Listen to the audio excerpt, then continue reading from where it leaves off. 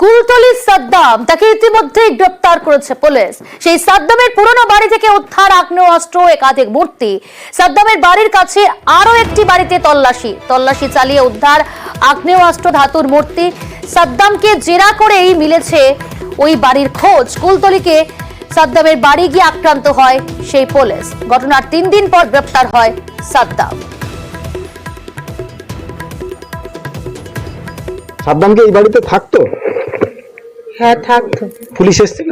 হ্যাঁ আমরা বলতে পারি না কি নিয়ে গেছে, বাড়ির ভিতর শুয়েছিল।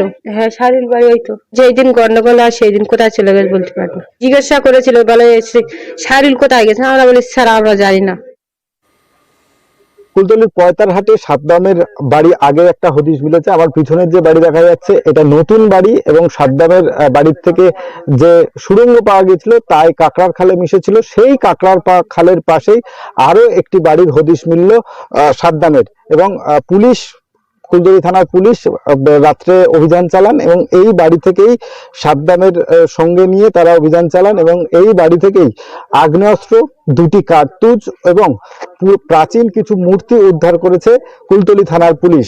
আগ্নেয়াস্ত্র ছাড়া যে প্রাচীন মূর্তি তা এই বাড়িতে লুকিয়ে রাখা হতো।